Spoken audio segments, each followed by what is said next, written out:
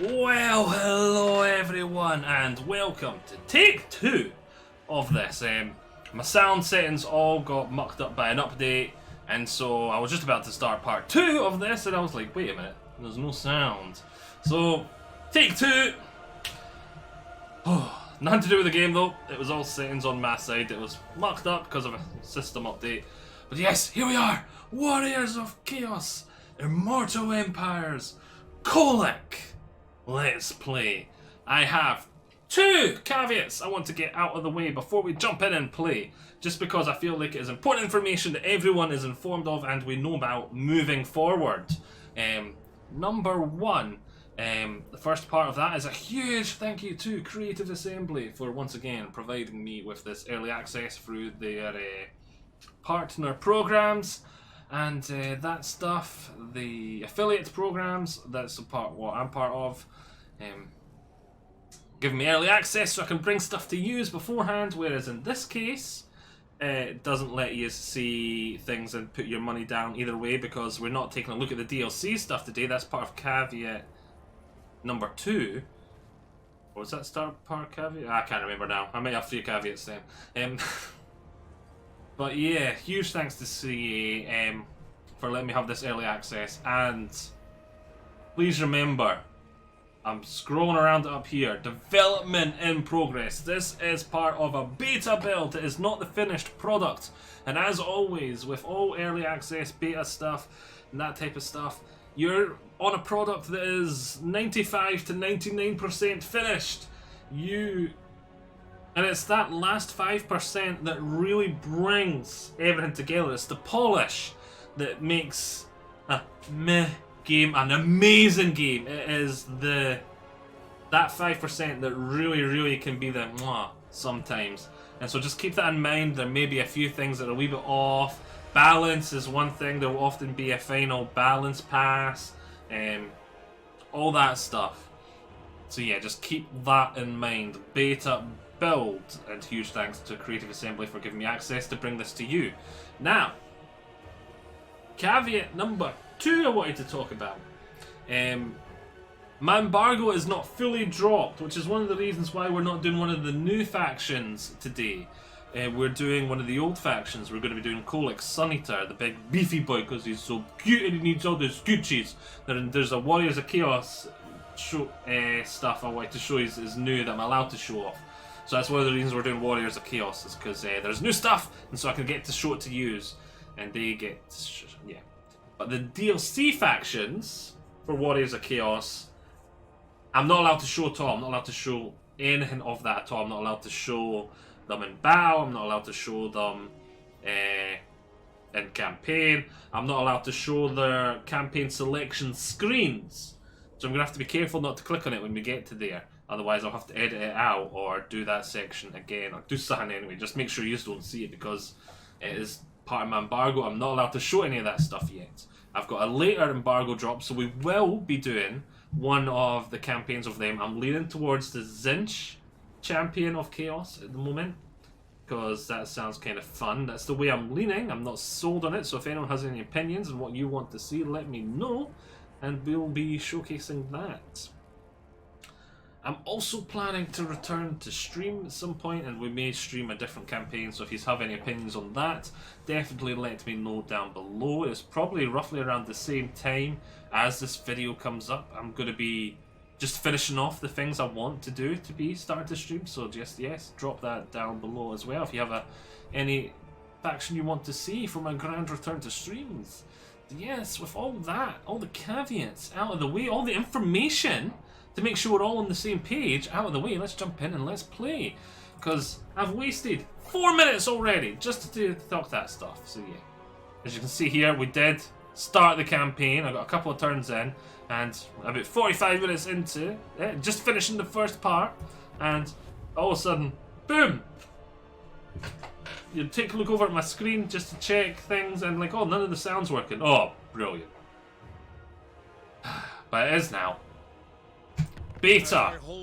They're putting a lot of effort into making sure this is obvious. So I'm thinking that could be for 2 reasons.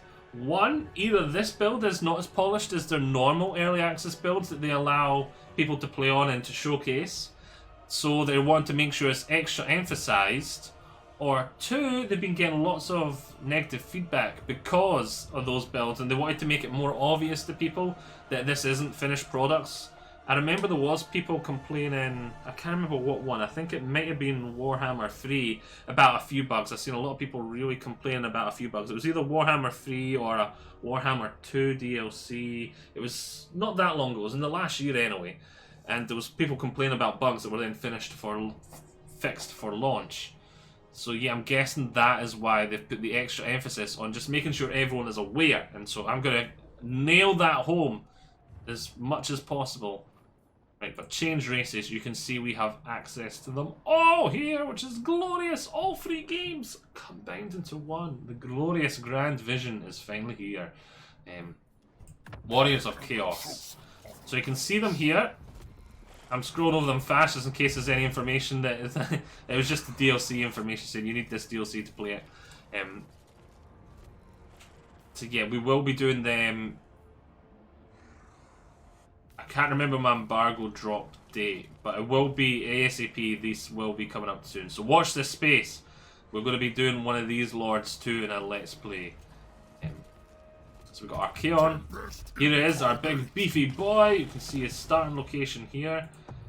And we will go around like that just to make sure we don't click on any of the others. Because I can't show them at all, as we talked about, so I'm not just being an arsehole and not showing yous. I am actually not allowed to show yous. I will get in deep trouble and kicked off the affiliate program if I did. Right, so we can see maximum active gifts for Gifts of Chaos +1, Dark Fortress settlements building, grant additional Dragon Ogre Warband recruitment capacity. Yeah. Empowered in Worship of kholec gains 5% weapon strength, mass, and armor for each vassalized faction, which is great because the new way Warriors of Chaos work, we're going to be getting quite a few vassals. So this beefy boy is going to be very, very beefy. Very, very beefy. I like my big beefy boy. I just want to give him scooties and give him all the kiddos. Like Lord Effects. So we get 25% Carnage Incarnate Gift of Chaos Souls cost, 25% reduction to our Dragon Ogre and Dragon Ogre Shagoff units, and missile resistance for all Chaos Monsters, infantry, and units. We also start off with a unit of Marauders, Dragon Ogres, Warhounds with poison, and a unit of Chaos Trolls extra on top of the additional standard Chaos Warrior starting roster, which I have no idea what it is because I can't remember. Right, let's start the campaign.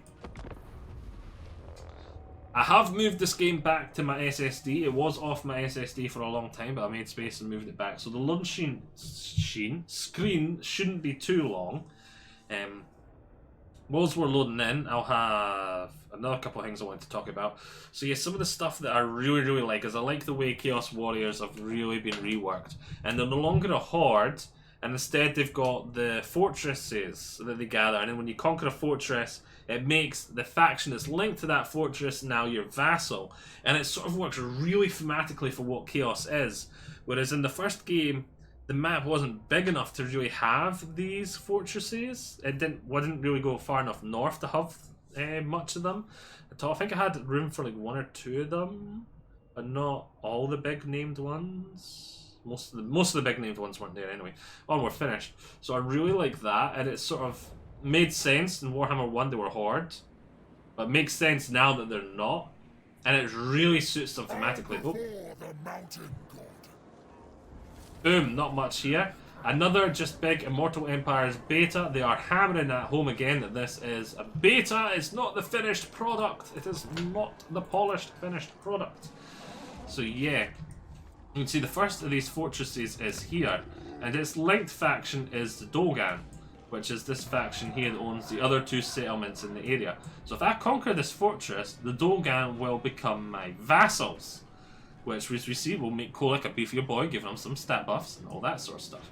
So that makes a lot of sense. We no longer have the Horde faction with units. So if we now come in here into Warband recruitment, we can now see that we can get a unit of Marauders, a unit of Warhounds, and there's a 20% chance every turn that this unit of Poisoned Warhounds will replenish. And there's 25% chance this will change, replenish here if we recruit him, which we will do. So for a warband recruitment, that's kind of interesting. It's really thematic for Warriors of Chaos, how you sort of roam around and you're just sort of picking up the Chaos units nearby, going like, you're part of my army now, we're going to absorb this unit, and this changes. So if I move to this territory here, which I think I did when I was in my last time, before I realised the sound was dead, this goes down to 20% for this unit, I'm pretty sure. And it does start having a 3% chance to be able to recruit trolls, because you bump into trolls and you just go like, no, part of my army now. So I thought that was really good, it's really thematic. Right, this is the other thing I wanted to showcase. And this, I absolutely love this. I have been dying for a mechanic like this in Warhammer, in Total Wars, for a long time, but it doesn't often make sense outside of a game to have a mechanic like this. But for Warriors of Chaos, this makes perfect sense, because this is how it works in the fantasy. It doesn't work like this in 40k for obvious reasons, because Space Marines are a different thing from occultists entirely. But for fantasy, this definitely makes sense, because this is how it works in fantasy. So you've got the Chaos Marauders here. So if I click on my unit of Chaos Marauders, we'll see what's available to them. If they get to rank 3, I can promote them to Forsaken if I've got the right technology and they have the skills. Or, if they get to rank 5, I can promote them to a Warriors of Chaos unit. Which is amazing. And they can branch up, they can evolve, so to speak. Which, yeah. And then if the Warriors of Chaos unit, you can side grade them too, by the way, just wanted to make sure you're aware. It cost me 144 to turn these guys into Great Weapon Marauders. Yeah. If these Warriors of Chaos get to level 5, I can then upgrade them to Chosen. And then if those Chosen get to level 5, they can be evolved once again into Inspiring Champions. And this is going to add so much sort of roleplay and that sort of, like, additions to the game. I might actually start naming these units. Like, and having lots of fun like that. That sounds really, a really fun way to play. You have these units that you grow attached to and you grow over time. And I really love the fact that they've added for the Aspiring Champions the chance to turn back into spawns. It's not chance, but the option to turn back into spawns. Because lore-wise and thematically, that is glorious, I think. Because the higher up in the pecking order you are in Chaos, the worse odds, I'll describe it as, of you turning into spawns. So obviously there's more odds of you turning into a spawn, but it's worse for the person, so worse odds of them turning into the spawn. Like for example, like a Marauder mucks up, the chances are Chaos Gods won't even care, they won't even notice a Marauder mucking up. But an Inspiring Champion fails his son, high chance the Chaos Gods are going to go, you fucking arsehole, you failed me! Boom, you're a spawn now. Yep, I did that. You're a spawn now. So yeah, like one of the things I really liked about a 40k book, the Iron Warriors one, is it did a really good job of describing and talking about the boss of the main character in the book, Honsu. I can't remember his boss's name. I think he was just known as the Warsmith, actually. I don't think he was actually known his name. He was on the cusp of becoming a demon prince. He was a glorified, huge badass who had been fighting for Chaos for... I don't know if it was confirmed. I'm pretty sure it was confirmed. It was since the Horus Heresy. I'm pretty sure it had been confirmed that he was alive in the Horus Heresy and he had been fighting since then. So he was this huge badass and leader of the Iron Warriors, and he was on the cusp of demonhood, and he was described as having a body that was in flux, in flow. You could see it was writhing and wriggling underneath his skin, and he had to finish his last mission, his last goal, in time, or he was just going to implode into a spawn. And I thought I did a great way of describing it. And this was it. It was do or die for him. This moment, he either becomes a demon prince or a spawn.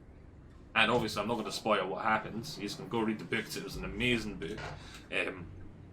Yeah, I just think It's what it reminds me of. It's really thematic.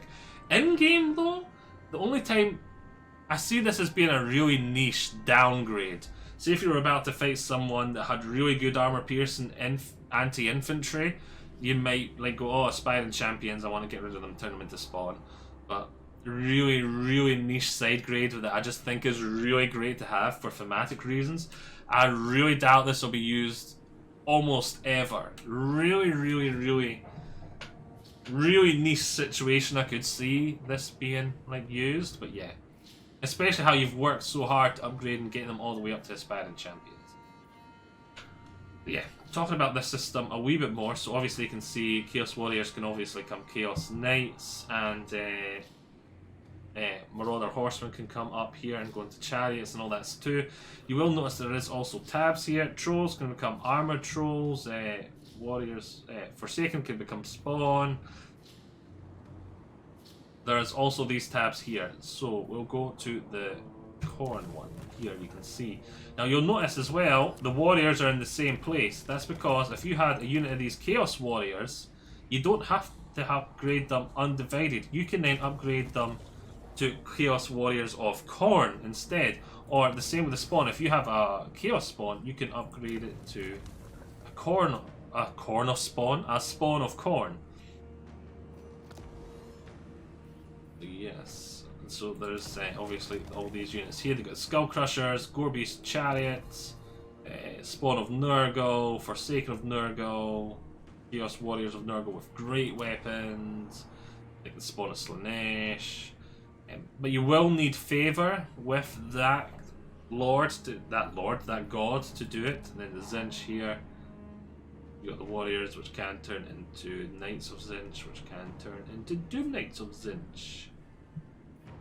Love that new mechanic. Whilst we're talking about new stuff, I want to showcase one last thing before we get in and start playing nitty gritty that I thought is really amazing. It's a great addition to the game, and that is these skills with these symbols on them. Automatically granted at rank 18, automatically granted at rank 11, automatically granted at rank 4. All mounts, in particular the reason I think this is amazing, are now free. They don't cost a skill point, which is amazing because I'm actually going to start using some of the lower level mounts. And when it comes to mounts, I normally always choose thematic over min-max, because that's just the way I like to play. Like Manfred von Karstein, for example, almost always people will say like, oh, have him with his basic flying mount as his go-to mount. That's the best one for him. It makes it really hard for, well, not really hard, but it makes him more survivable. It makes him a better unit overall. But then there's me going, this is Manfred von fucking Karstein. He's getting the zombie dragon, bitch, and I don't care what you think. I'll always, unless it's really harmful to my campaign, go for the thematic option first, just because it's fun for me and I like to play that way. Like as I said, I'm thinking about role-playing my units, having them each different names and advancing them up. So yes, back in the day that used to hurt me because it cost extra skill points.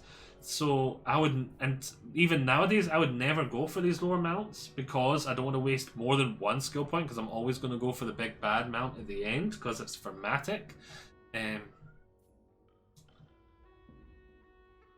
actually going to start using these lower mounts now, and it's great. They were just pointless to me before because I'd never waste the points. Now I get them for free. So yes, definitely really happy to see that. And it's turned something that was pointless into something that's nice to me. It's actually going to show more progression as well, because one of the things I also really love, and one of the reasons I love this here, is I love progression, especially when you can visualize it. If your unit starts looking more badass, the better it gets. I love that. And to have a lord start on foot, he levels up a wee bit, he gets a horse, he levels up a wee bit more, he gets a big, like an armored horse, or he gets a big ground mount. He levels up a wee bit more, he gets a basic flying mount. Levels up a wee bit more, he gets a huge badass flying mount. That is the something that excites me, just for that visual progression as he progresses. I don't know what it is about visual progression, it just, something inside me just loves it. So lovely, those are the new mechanics I really like the look of. So yes, let's jump in and let's continue. Let's go and attack this guy here. We can finally start playing. I showcased this new stuff for you.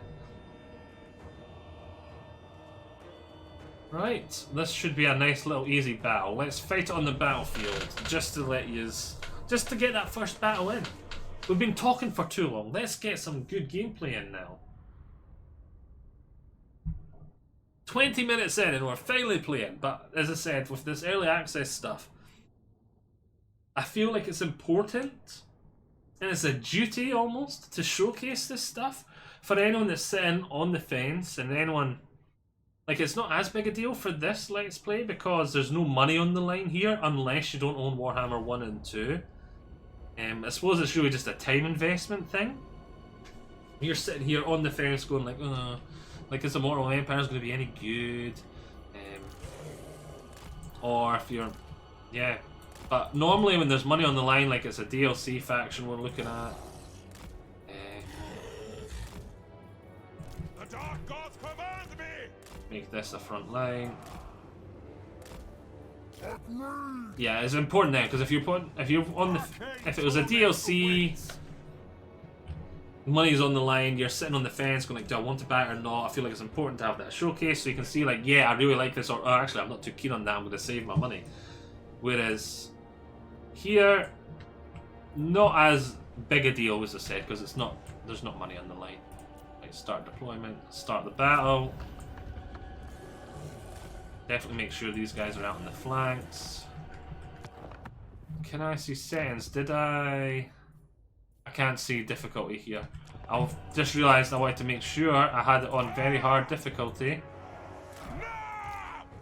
Kholec's definitely going to be out the front. Get the sorcerer at the back. Let's take a quick look at our units here. So we've got our marauders here. Nothing new. We've seen them before. He's a big boy, isn't he? He's a big kholec suneater. I just want to give him all the scritches. Oh, he's so cute. He's a big boy. Yeah, big beefy boy. So our little beefy boys here. Gonna be a staple for this Let's Play with Kholec's buffs and stuff. And poor Tyrant. He's normally used to being the biggest, baddest guy in the battlefield. But he has one of the biggest, baddest dragon ogres. At least it's not his dad. Up against him. I am channeling. Let's get a fireball off, then I think we'll get ready to charge.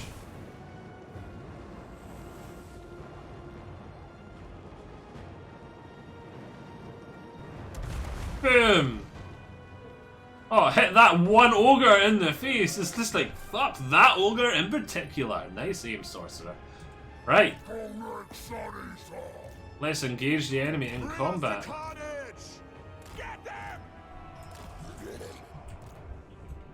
Stick these units around on the flank.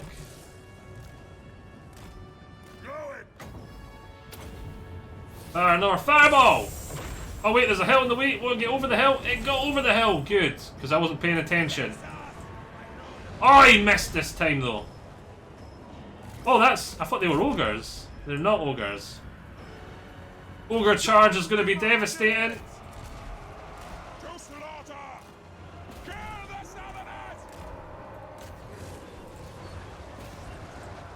Damn ogre charge.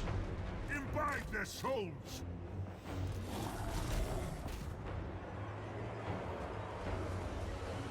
Here's our big beefy boy, Kholec. 5 kills on him already. He's only going to get bigger and beefier as the campaign goes on. I want these trolls freed up so they can help out over here. Yeah, because the marauders are getting curb stomped by the bulls. I was hoping they'd last a wee bit longer to allow me to get a wee bit of hammer and anvil off, but I wasn't fast enough on those charges. I thought this was a unit of ogres here as well, otherwise I would have used...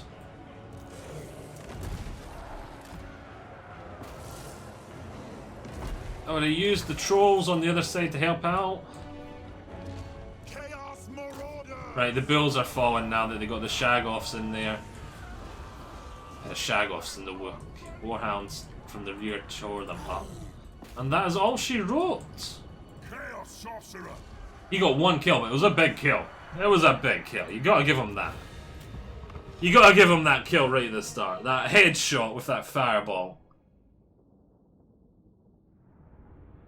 So the ogre charged to devastate to marauders, but they're marauders. They're plebs. No, chaos, filth. They did their job, they absorbed that ogre charge. And the shagoffs cleaned up. No, they're not shagoffs, they're ogres. Shagoffs are the big, huge ones. I called them shagoffs that whole battle. They're not shagoffs.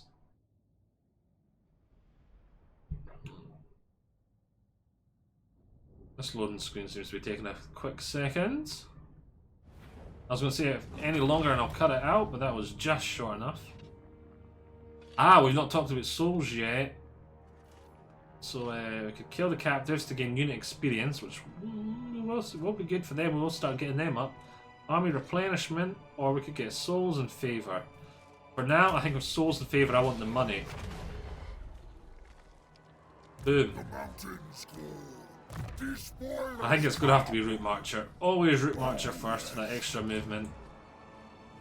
And let's take over here and gain our vassal. We'll auto-resolve it this time. We've got a Ranger Standard. Occupy and Vassalize will give us 500 souls. We'll gain the vassal. Kholec will become a beefier boy. Dominating presence. One of the things I wanted to talk about here is this skill here and this skill here. Not for what they say here. Doomfire, ammunition for all non-demonic missile and artillery units. Warfire for this one buffs all demonic missile and flying units. Now the reason I wanted to talk about this is the Hell Cannon.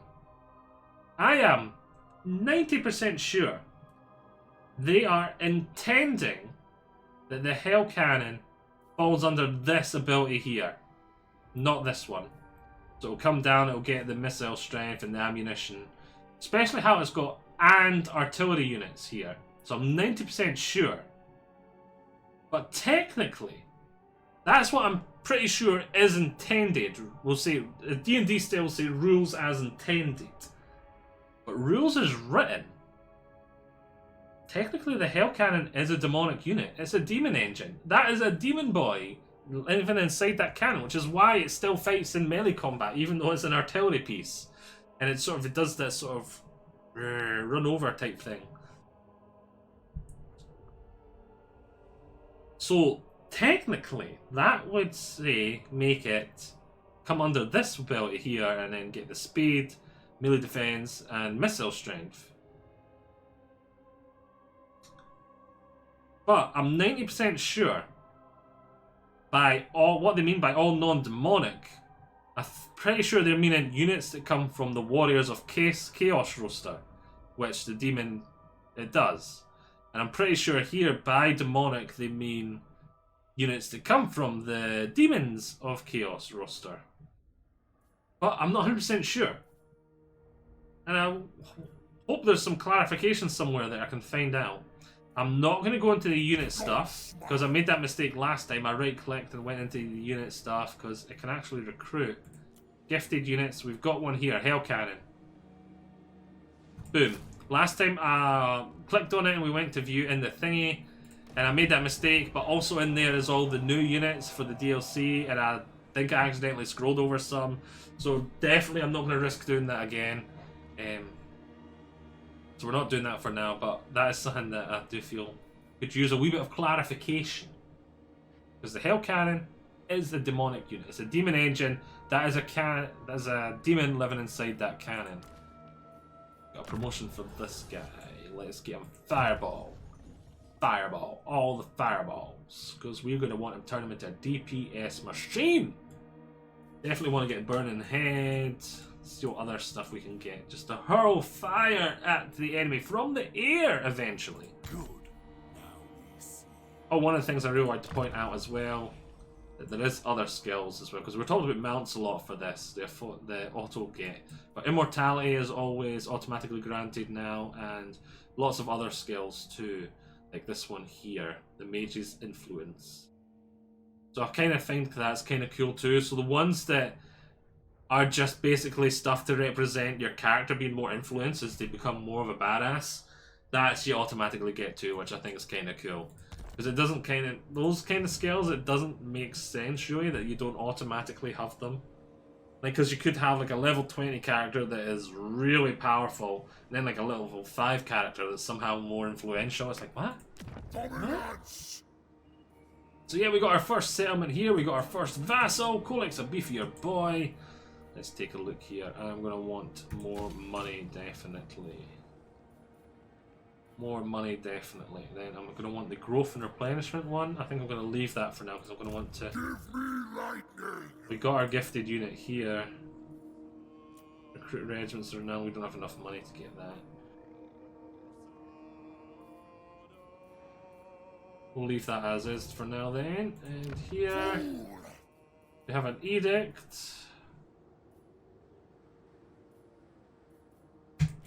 Let's go for this one. Just get and start spreading our chaos filth everywhere we go. The Dogan. That is another settlement that belongs to the Dogan automatically. So if we conquer the volley, could we then gift it back to the Dogan to make my vassal stronger? And if we take over this Fortress of Eyes... Or is it if we conquer and raise that and then take over the Fortress of Eyes, that'll turn that settlement back into a Dogan settlement if we vassalize it? I don't know, we'll need to see. But I really love this thematic, because it's like this change for Warriors of Chaos, because it makes sense.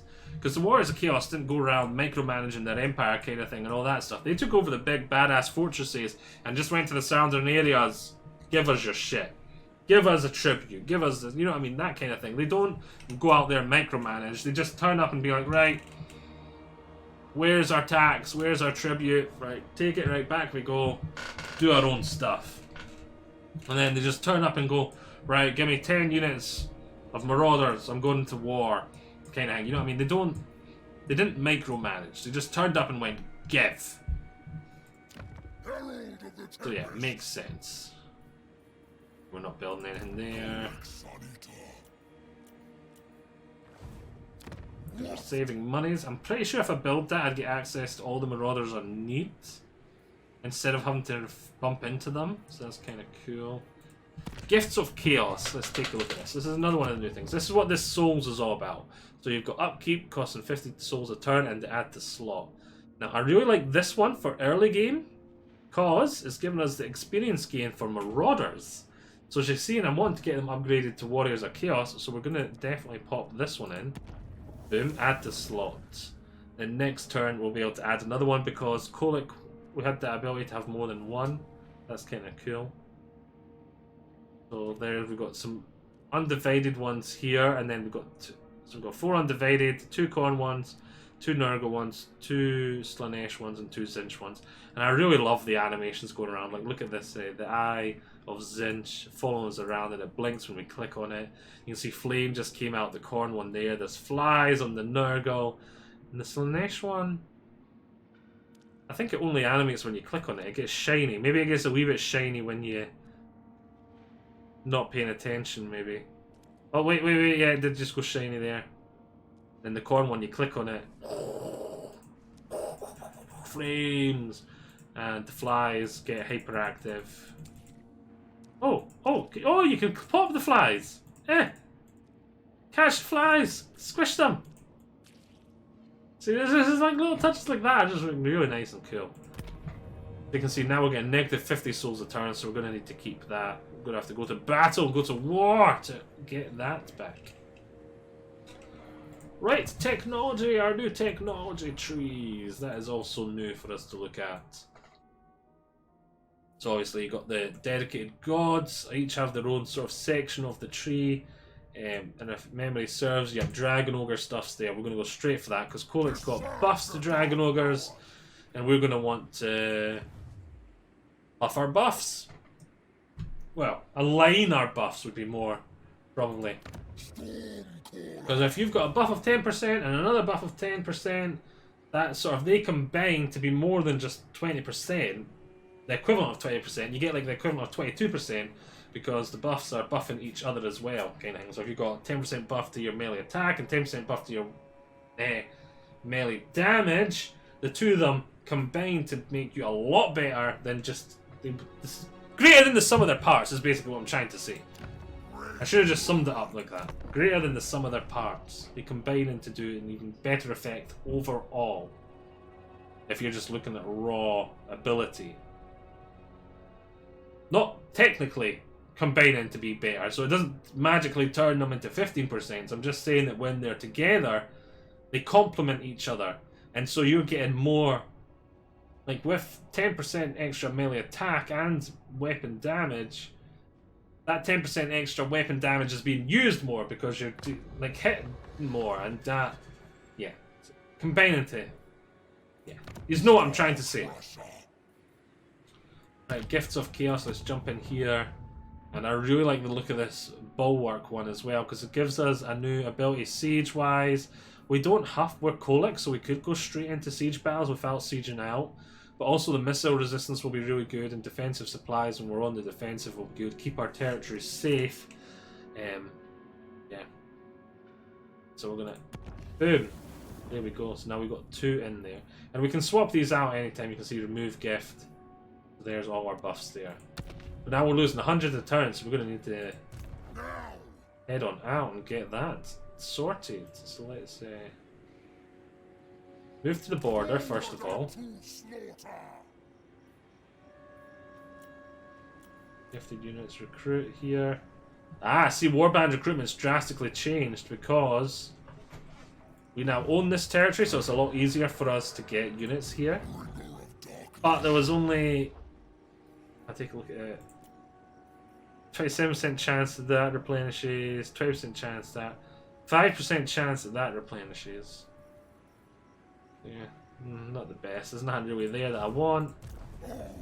We'll jump over now into this territory. You can see here we can find ourselves some of these marauders. So let's get them.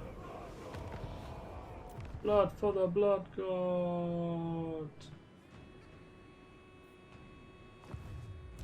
I wanted to recruit Regiment of Renown, but can you not do that in enemy territory?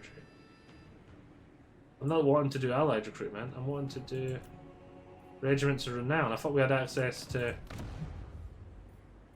a unit of Dragon Ogres, apparently not. They have recruited a Lord in here and they're starting to recruit, so we're going to want to move ACP. We get another couple of whiffs then. Just try and make sure we got the numbers, because if he starts recruiting Ogres, this could become difficult. This could become difficult. What is that he got on here? I think that looks like a butcher.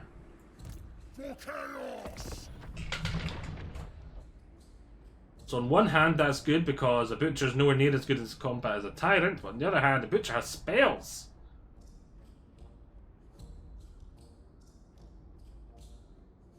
A butcher has spells. Maybe I should have forced March last turn to make sure I was in range to attack.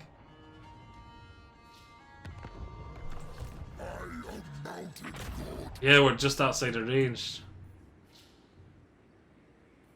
That sucks. Hey, we got a unit of them back. We'll recruit them. Just to make sure we got as much as possible. Okay, it looks like he's just able to recruit Nobblers. So that's not so bad, especially these Chaos Warhounds. That'll be easy to disintegrate them. Words. So if I recruit this, does that just mean that it goes to like 100% and every turn when Marauder unit comes back? Or... Chaos Chariots. This will add Chaos Warriors, so we'll be able to jump straight to keep recruiting Chaos Warriors, so that's kind of good. Exalted Heroes, I'm going to want to get one of them ACP.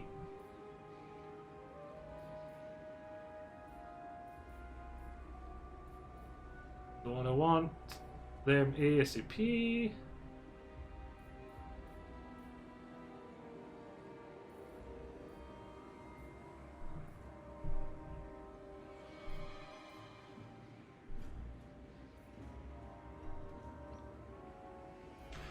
Because he'll start training my units, so I'll start getting them promotions and stuff. So that's kind of cool. Gifts of Chaos. Why is this saying... I did disappear?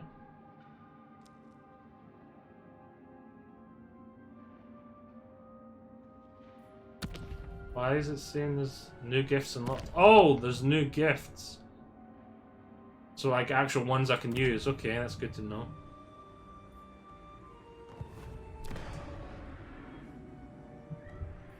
Do I want to get this, or do I want... I think I want to get the growth first of all. And then maybe we'll replace it with that at some point. So for now, let's skip that notification, hit end turn. We'll do 5 more minutes, make part 1 that wee bit longer, because unless the way YouTube algorithms works has changed, if someone's searching for this video types in the title, the longer the video is, because that means it'll definitely have a longer view time, will appear first. And so if part 5 was really popular, it'll appear first. And I have sometimes had that for some reason. Part 7's for some reason, I think people sometimes mistake it for a 1. Seems to somehow get more views in the first part, and it's just like, huh? And then so part 7's will appear first. But if I make this longer, this part 1 will definitely appear first. So we are. Yeah, it was all Nobblers, Pyrrhic Victory. Boom! Let's see what our options are here. Subjugate. So we turn him into a vassal. I don't think we want to do that. Give to vassal, we could do... I think I'm gonna give it to my vassal. That's our whole meat.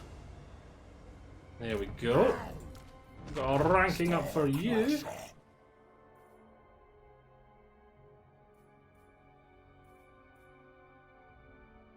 Monstrous strength. Let's start getting these buffs for our Dragon Ogres. Dragon Ogre's gonna be powerful. Yeah, let's give Kindle Flame passive ability. That might actually. I want the Burning Head first. Burning Head. Then we'll get Kindle Flame. Right. Happy days. If we go into Warband recruitment, yeah, that doesn't change yet. I really like how this changes depending on where you go. So if you go to like the Mountains of Morn kind of thing, there might be more chance of finding trolls, or Troll Country, more chance of finding trolls. You head north, more chance of finding marauders. Head south, like less chance of finding like stuff. I really like that. It's really thematic. I really like the changes to Warriors of Chaos overall. They're very thematic and they play very much like they would in the lure.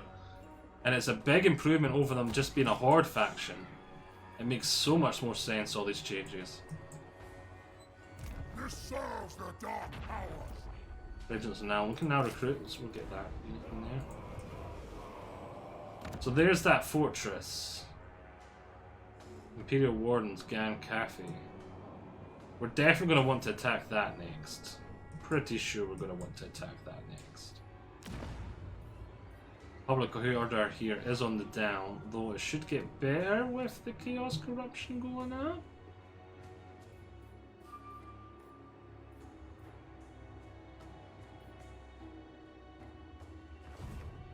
Right, anyway. There's just more new gifts coming. I wish there was a way to view them without... we can just view them like this. So we can see as we get more souls, we unlock these new ones. Gift in use. Horrifying presence cause fear to all undivided units. New experience for all undivided units. Oh my word, that one's good. That one's better than the one we've got right now. And the fear will be really good for routing enemy armies. Yeah! Let's just take a look at the map here. Yeah, we're here in this corner, sort of here. So I think once we've taken these two places fully vassalized, we maybe want to start pushing this way, then maybe north. Sort of solidify this corner of the map. There's Oath 1 there. Down to Lustra there. So yeah, push Actually, no, we're quite in the corner here. Maybe I want to just keep pushing to this corner here. And to this corner of the map and sort of here, corner camp. Especially in the harder difficulties, corner camping's a good thing on the campaign map because AI loves to just always declare war on you when you've got a border with you and you'll have more borders to protect and yeah. Corner camping on the harder difficulties makes your life so much easier. So much easier. It is insane the difference in difficulty of being in the middle of the campaign map and surrounded, especially when it's a new campaign, to being in the corner. As we can see, our vassal's building up his army here. There's Marauder Hunters in there, Marauders. Defending Dragon's Death. So if I give him, is he just going to stay there until I give him a war coordination? If I go war coordinate, defend target, attack target, occupy target. Yeah, that's kind of cool. So I'm gonna have to pay a lot more attention. So I could tell him, oh, he's defending. No, he's defending. His target at the moment is to I click on that army. Yeah, you can see he's defending there. On that army, he's defending there. That's kind of good to see. Dominance! So we're gonna need more for that. Ready! Let's just head over to here. We'll wait until we're fully replenished. Then we're gonna go after these bad boys. Site are already my vassal.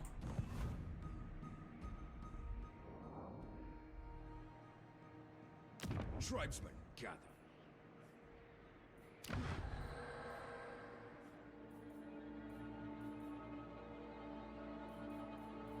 And turn again. And actually, this will be a part. So, I hope you have all enjoyed this. Join me on next time for the second part of this. I'll see you all there. Bye-bye. Bye.